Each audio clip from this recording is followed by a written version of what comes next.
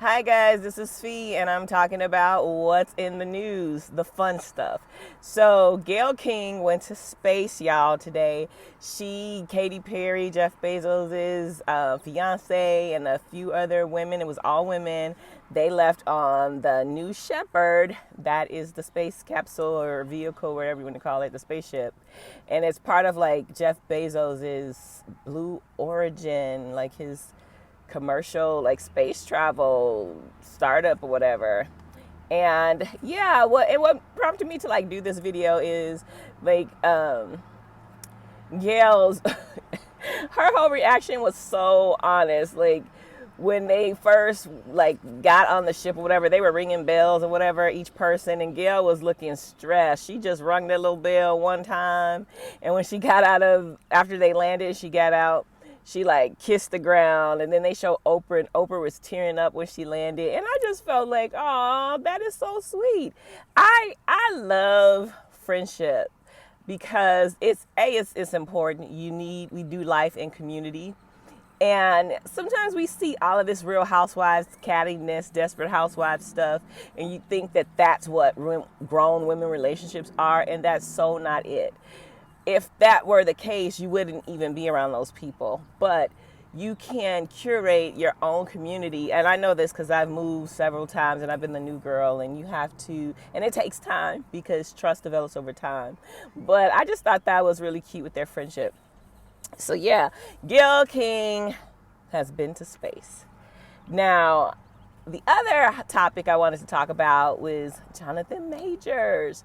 So last year, for like a good year and a half or something, ever since like Creed, like that whole like press run for Creed, like Jonathan Majors was everywhere.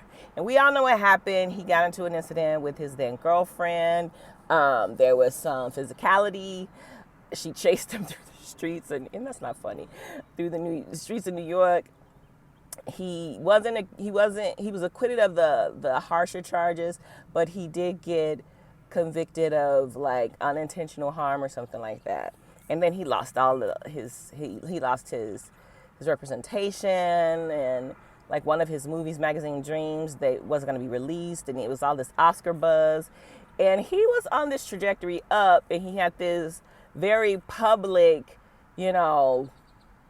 incident, and then there was like everybody kind of turned their back on him. Now, whether that's warranted or not, I'm not getting into that.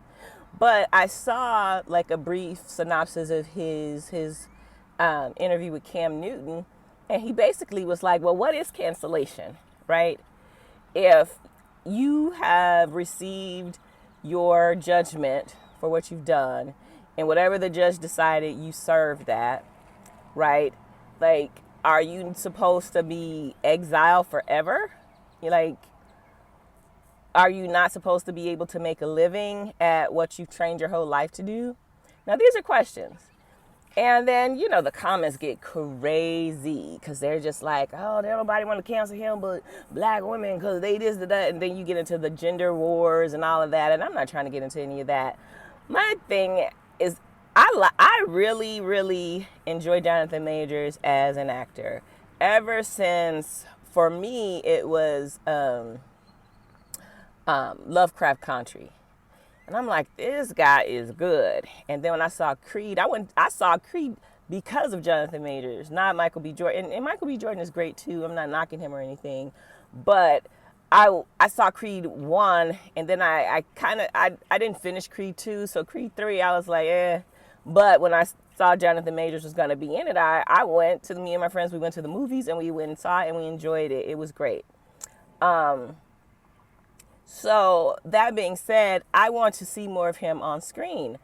And I hope that, he's given another chance to prove. I mean, he don't have to prove himself to me. When you do something that is egregious, you pay your debt to the court, and according to him, he's, sought help and therapy, and he's reconnected or strengthened his relationship with God. So if God has forgiven him, you've done all of those, you've paid your penance, like, who am I to like hold something over your head? The thing is, like, private citizens like myself, the worst thing I've ever done, or the most embarrassing thing I've ever done, or the most shameful thing I've ever done has not been broadcast all over like the universe. So I'm gonna watch, anything Jonathan Majors is in, because I enjoy watching him on screen. He's very good at his craft. And before that incident, you never heard anything bad about him. You never heard, But anyway, what do you think about that? Does Jonathan Major deserve another chance? What do you think? My last topic is Omari Hardwick. So I finally saw Star Trek Section 31, and just watch the movie, because if you look at reviews, you're going to get reviews from like Star Trek stans and blase, and they're like, oh, it's not what I expected, and Gene Roddenberry and J.J. Abrams, and they go into the lore and the history and all of that. I just watched the movie just because Omari Hardwick was in it. But I also like the lead, and gosh, she was in that movie Everything Everywhere All at Once, and she was in Crouching Tiger, Hidden Dragon. What's it? Is it Michelle Yeoh? Michelle, I think it's Michelle Yeoh, and she is great. Like, she is. What I loved about this movie is I've always thought that Omari Hardwick was leading man material, and of course we saw him in Power. I used to review Power, but like action star, I could totally see him as an action star, and here he is in like this, this Comic-Con. I don't know if it was for Star Trek a comic, but anyway, yeah, and there's like a lot of like fight scenes and combat, and I love all that, and I love everything space travel. Like, I'm the sci-fi girl. I'm not the sci-fi robot girl. I'm not the sci-fi creatures girl, but I am a sci-fi space travel girl, and that's what I really loved about Section 31. So, have you seen it? Did you like it? So those are my 3 topics today. Gayle King went to space, Jonathan Majors, and Omari Hardwick in Section 31.